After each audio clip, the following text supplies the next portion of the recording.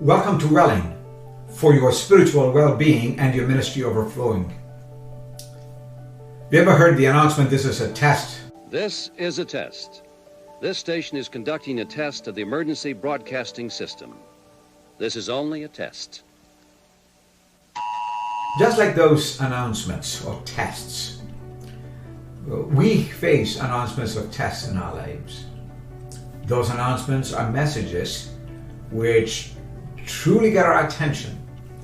They have a large geographic footprint. They interrupt life. Trials interrupt our life, they get our attention, and everybody faces trials. The geographic footprint is universal. It is like the book of Job, where it says, man born of woman is full of trouble, like sparks fly upward. These messages will have full text display, whether it's on screens or on audio and tests. They get our attention. Trials are the tests, announcements for our faith. They're not just for information in a theoretical, academic, intellectual way. It is a call to take action. In the crawling display of tests and trials in our lives, they make us pay attention. The broadcast announcements are used in civil defense categories, but the National Weather Service has integrated their announcements so that if there's emergency management needed, all can hear and take action. So that is the function of tests in our life, not only in broadcasting, but the announcement of tests, the tests of our very faith, the quality of our faith. A couple of times ago, I said that the imagery that James uses has to do with fire, the refining, the purification, the clarification of our faith. That's what he says. Consider it all joy. My brothers and sisters, consider them joy whenever you face trials of many a kind, because you know that the testing of your faith produces perseverance. Let perseverance finish its work. The testing. Trials are an announcement of the tests of our life, the very testing of the quality of our faith and the quality of our joy. When they arrive, they truly get our attention.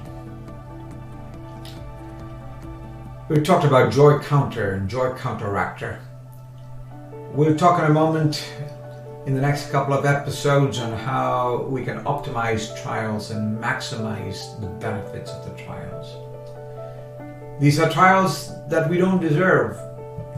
Most often they just because we live in a world that is filled with uncertainty, in polycrises, as we said last time, filled with volatility. We don't go looking after them, pursuing them.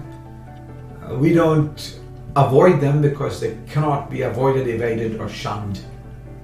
We don't try to minimize them and diminish them, but we face them. We meet them. We greet them. We welcome them for a short time, hoping to address the faith question once the faith test has been passed, with patience and character and perseverance and joy. That test goes away till a new test comes by us. Now, this is a test of our personal faith. It is a practical test of knowledge being applied, not a theoretical academic exercise. It calls viscerally for our response. That's what endurance is. That's what it provokes. Endurance, as you know, is the ability to withstand the stress, withstand the test. They use this in athletics, endurance tests. Almost every athlete endures. Recently, we had the lowest age, highest ranking of any tennis athlete in the world, a 19-year-old Spaniard. And I believe he was on the court over the course of the tennis tournament for over 23 hours. Played emotionally demanding games and survived, became a 19-year-old champion.